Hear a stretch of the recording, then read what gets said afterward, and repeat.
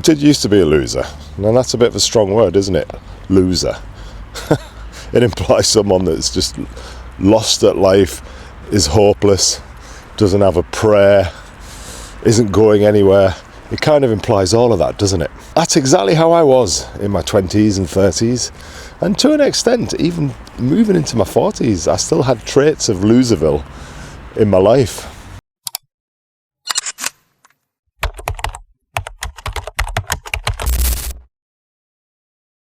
Now, before you throw me a comment about self-love and be kind to yourself, hear me out here. Because back in my 20s, I think I was a complete and utter loser. Now, it wasn't because I didn't try, and it wasn't because I wasn't smart or talented. My problem is I never followed through with things. I'd talk a good talk, but when it came to walking the walk, I'd be off. I'd sit on the couch. I wouldn't do the things that I'd talked myself into. All those grandiose plans would just come to nothing. Hence why I feel as though I was a loser. No, I was a champion talker, an Olympic level planner. I was quintessentially a professional. I'll start that on Monday guy. You know, looking back, I would say to myself, I'm going to get up at 6 o'clock in the morning, I'm going to go for the run. I'm going to go and do 10 miles. It's a bit ambitious. Then 6 o'clock would roll around and I'd just keep pressing the snooze button. This was all prior to my Everest aspirations kicked in, by the way. I'd plan a project, think I want to do something, I'm going to create that website, or I'm going to create this marketing plan. And I'd then spend 2 weeks literally procrastinate to the umpteenth degree, researching the best font to use in my writing. And then when it came to asking people out, so when I was in my early 20s, I'd always chicken out. I'd see somebody, I'd home in on somebody, and they'd be giving me the signs. It'd be obvious that they want me to approach them, but I never would. I'd always talk myself out of it. Loser. You could say I was literally all talk and no action. Not even very little action, just no action. I don't even need those Oakleys on now. The sun's dropping. It's still warm. They were €8 in Tenerife, those Oakleys. In the airport on the way out, at Newcastle Airport, I actually purchased a brand new pair of Oakleys for £105. They didn't even see the light of day, because wandering around Tenerife, one of the street sellers approached me, sold me on a pair of fake Oakleys, and they're brilliant. Anyway, I'm digressing. See, that's what losers do. We go off track. I think back in the day, I think I realised that talking about your ambitions and talking about things that you wanted to do, it gave you a dopamine hit, almost as good as actually doing the damn things. And I think I thrived on that. So I'd constantly set myself challenges and constantly say I'm going to do this and I'm going to do that. And the reality is I never did any of it. But I still got that rush and that hit from planning and talking about stuff, just not the actual doing. Well, that's why I don't really talk about my goals anymore, or try not to. I'd rather be a show, not tell type of guy now that I'm in my 50s. You know, you can fool your boss, maybe. You can probably even fool your wife, your partner. You can probably even fool your friends, fool the dog. But the one person you can't fool is yourself. You know, looking back, the biggest pain that I felt and the biggest anguish, it wasn't in failing every time I tried to do something. It was probably more so in losing trust in myself as a person. That's what hurt more than anything else. And if you break enough promises to yourself, you stop believing in your own words. It's kind of a self-fulfilling prophecy in many respects. Cry wolf, even.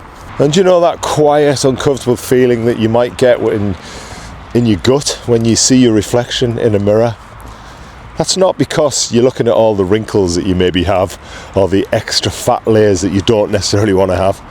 But it's probably because you're looking at yourself and you know you could be so much more than you are. I'll caveat that by saying that you also choose to do nothing about it, which just makes the situation 10 times worse. So why am I no longer a loser then? What's clicked in my life? What's changed that makes me think that those dark days of Loserville are now well behind me? Basically, I turned 50 and everything suddenly clicked into place. I think I've finally realised that this isn't a dress rehearsal. We only get one chance here. And now everything's just clear. I even go as far as to say, now that I'm 52, I finally feel like I'm actually winning for once. This is why I think I'm now winning. I've got a 7-point list. like I always do. I like my lists.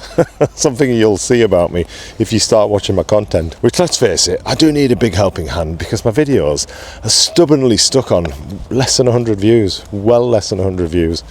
Anyway, these 7 points should hopefully help you see why you can move into a state of being a winner rather than an out-and-out abject loser in life. So number 1 on this list would be confidence. I stopped outsourcing my confidence. So in my younger years, I thought confidence came from how other people saw me, the job that I did, the car that I drove. But now my confidence comes from the small wins I experience in my life, the small things I say to myself, the small incremental steps that I do each and every day that breeds this new level of confidence. It's getting up at 7 o'clock, 6 o'clock in the morning when I tell myself I'm going to get up. It's taking the dog out for a walk, even if it's raining, because I said I would. And it's also speaking my mind, even if my voice does wobble. Number 2 is that I started picking consistency over intensity. You know, in my 30s, I thought change meant going all in. New everything, new gym routine, new diet, new clothes, new hairstyle, just new me, new everything. But then I'd crash and burn faster than my iPhone battery on a really cold winter's day here in the UK. At 52, I've now realised that it's not about massive leaps anymore. It's about small steps done correctly and done consistently over time. The reason why I feel as I'm now winning in life is that because I've quit chasing someday. You know, those plans that we all put off. Someday I'm going to write that book. Someday I'm going to get myself in shape. Someday I'm going to learn to play a musical instrument. I'm going to learn a language. You know, someday. It's not in a calendar. You go and look at any desktop calendar. You won't see someday. You've just got to create this and make it happen yourself. Now, I put dates on the calendar. I schedule the trips. I schedule in writing sessions. I plan, in other words. Whereas previously, in my Loserville days, I didn't do any of that. Number 4 on this list, and it's a funny one this, but I would say, as I've got older now, as I've hit 50, I've learned to enjoy and embrace my own unique weirdness in life. I think looking back in my 20s, I just wanted to fit in. But now that I'm in my 50s, I actually want to stand out. I want to be noticed. I want people to look at me and say, he looks cool. I don't know why. It's possibly one of the reasons why I'm starting to cover myself in tattoos that are unique to me, wearing t-shirts that have special significance for me, wearing fashion that means nothing to anybody else but does to me, being comfortable. I don't mind standing out now. I don't mind people noticing me, whereas when I was a loser, I just wanted to blend into the crowd. I didn't want anybody to notice me. Now, I'm all about standing on that plinth and taking my moment in the spotlight. You know, I think being weird is the new cool in your 50s. I really do. Number 5 I've stopped living my life just to look good on social media. You know, that highlight reel, making our lives look extraordinary. Excuse me. As you can tell, I'm full of cold. Picked up some bug in Tenerife. I've had an upper respiratory infection. I've just not been able to shake it. So, you know, those perfectly polished Instagram, Facebook posts that you see off your friends that make their lives look so much more amazing than yours. I don't care about that life anymore. I've stopped chasing that level of perfection. I still wouldn't mind a 6-pack, to be fair, but I don't think that's ever going to happen. As long as I look reasonably okay, I'm happy with that. And it's not for anybody else. It's not so everybody else would comment and say, you look well fit. It's just so I know within myself that I am. So I know myself that I'm winning. Turns out the best moments of my life have been in the quiet moments that nobody else sees. The time alone in my tent on Mount Everest, alone in my thoughts, laughing at my own bad jokes. Sunday mornings, sat in the coffee shop surrounded by my people who mean a lot to me. And by people there, I'm talking about some of the elderly people I've got to know who've told me their entire life stories. And I feel like I really know them now.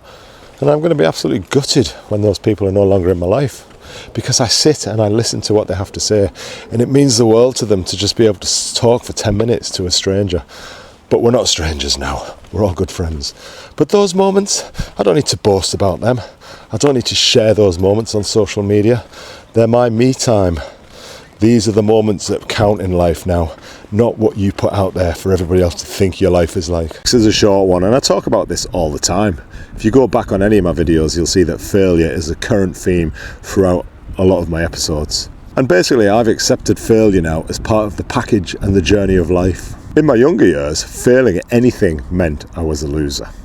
Let's face it, you do think that, don't you? But now failure is just proof that I'm actually in the game. I think that if you're not failing sometimes, quite simply, you're not trying hard enough. Finally, my number 7 point is that I've started playing a longer game. Now, what does that mean, Ellis? 52, I finally get it. Everything is clear. That clarity has emerged. You know, life isn't a sprint. It is a marathon. I don't need overnight success, 6-pack abs in 30 days, or a successful life by Friday. You know, I want to be that 80-year-old bloke who can still walk, laugh loudly and say, I really lived. If you're still stuck in that cycle, breaking promises to yourself constantly, talking instead of doing, trust me, I've been there. And you're not lazy and you're not hopeless, believe me. You've just stopped believing in yourself. So I challenge you today to prove yourself wrong. Do one thing to start. Get off your couch, go for a walk, write that first page of that book you've been promising yourself. Try and do 5 push-ups. Just prove to yourself that you're more than you think you are. And don't do it because it's easy, and don't do it because you feel like it. Do it because the alternative, staying stuck, doing nothing, being inactive, feeling like a loser in life, that hurts way more than trying. So yes, at 52 I do feel like I'm winning in life. Not because I have won, I'm finally doing things on my terms, and I'm so much happier for doing so. If you're feeling like a loser today, remember I was there too. One day you're going to look back on your life, whether you're 50, 60 or even 70, and you'll say to yourself, do you know, I wasn't a loser, I was just a late bloomer. So what's one small promise you're going to keep to yourself today? Now, if you excuse me, I've got a promise to make.